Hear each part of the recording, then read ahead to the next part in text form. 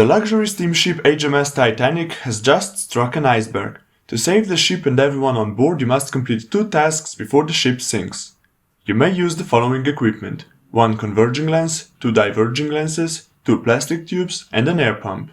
Your first task is to condense the light coming from the light source so that more of it reaches the photosensor. This can be achieved by placing the converging lens around the midpoint between the light source and the sensor, and then gathering some of the remaining rays with the diverging lenses. The best way to do that is by placing them between the converging lens and the photosensor, with one on each side of the sensor. With each correctly placed lens, another LED will turn on. When the sensor receives enough light, a green LED will turn on, signaling that the first task has been completed. At the same time, a laser will turn on in the right side of the safe, allowing you to proceed to the second task.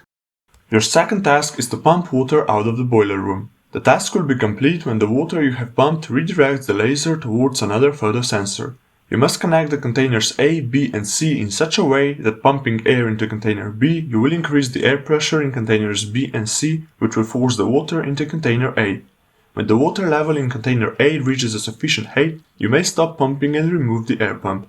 The water will then flow by itself due to air pressure from container B into container A and then into container C, through which the laser beam is passing.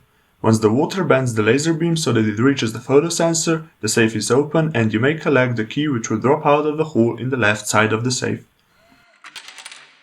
Congratulations, you have completed your tasks. The Titanic is saved.